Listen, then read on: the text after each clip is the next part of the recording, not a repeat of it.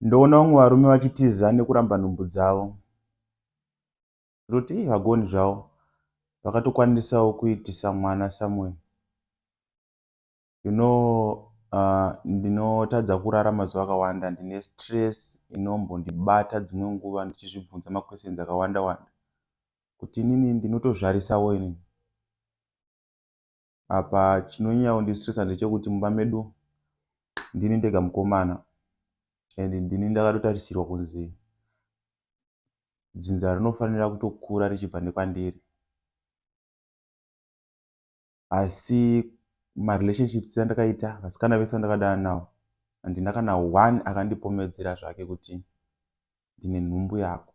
Chero akangonyepawo zvake, chero aijoka, hapana. Ndamboreceiva message yakadaro kana kuti kuudzwa zvinhu zvakadaro in my life. So tiri kukura, nguva dziri kufamba, ndotoona kuti manje ndinenge ndatova kuma30s, but hapana kana kumbonzi pomedzerwa zvapo kunzi taiti ndine nhumbu yako. Zvinombondistress, handikunyeperei. Kana muchikwanisa kuteerera vhidhiyo iri kwakupedzisira, muchikwanisa kuzondibatsirawo vaneziva kuti ndofanira kuita sei kuti ndizive kuti ndinozvara here kana kuti handizvari. It's not a joke. I'm not joking here. It's not a skit. Ndakaita marelationships akandakaita, unongoziva kuti vanhu kusvika kuma20 something years unenge watongopinda nedzakawanda, but handina kana one akamboti ndine nhumbu yako. Taitotanga tichitodawo zvekupfeka macondoms, but unozosvika pamwe pakutongoti rega ndiregedze kupfeka. Pamwe apa pandingatoudzwawo kuti wakandimitisa, but hakuna message yakadaro. Makondomu tinotomada chaizvo, but pari zvino tinenge takutongoti kana ndada munhu wotongotraya, pamwe ungazongonzi chero anenge angoita mwana wangu zvake, it's fine, ndoda kungoziva kuti ndine mwanawo. Zvakutotyisa kuti pamwe tichangoroora tigogara. Zvinototyisa kuroora izvi because uchingoroora vanhu vakutotarisira mwana. Ipo pakashayikwawo mukutamba kwese kwatinoita, pakashayikwa kana one zvake apomedzera.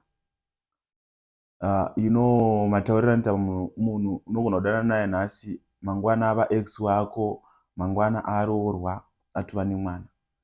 Unonzwa zvinorwadza munhu achikuti handi wakanditadza, ndakatoroorwa ndatova nemwana kuno.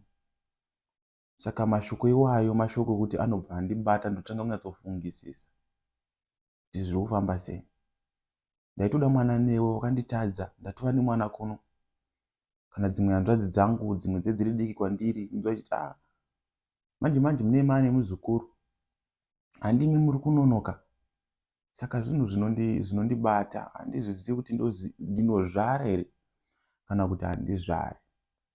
Pane nguva ndichizvifunga, uye pane nguva ndichitrayawo zvandaitraya kuti ndikwanise kuona, but still hapana kana message yandati ndareceiva kuna anyone anoti ndine nhumbu yako. Zvinondibata.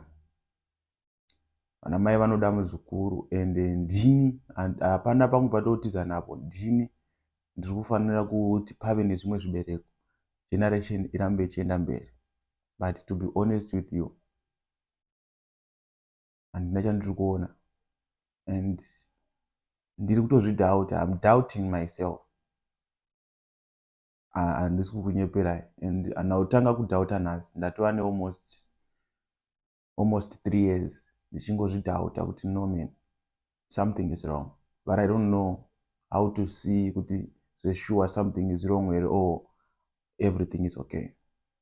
I'm very stressed, like ndinombozvikanganwa, but time yandinozvifunga ndinotomboita stress. Pakaipa. Handizivi vanokwanisa kundibatsira kuti vanondiudza kuti ndinoonawo sei kuti ndokwanisa kuzvara, because zvekurara nevanhu hapana ari kumbondipomera kuti tizive kuti vanhu vacho ndo vanenge vakadzivirira here. But how come kuti munhu wese anenge angodzivirira kuti asabate pamuviri, munhu wese angodzivirira kuti asabate pamuviri.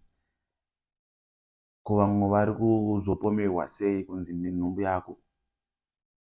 Ko vamwe vari kunoroorwa vari kuzotaura sei kuti wakanditadza?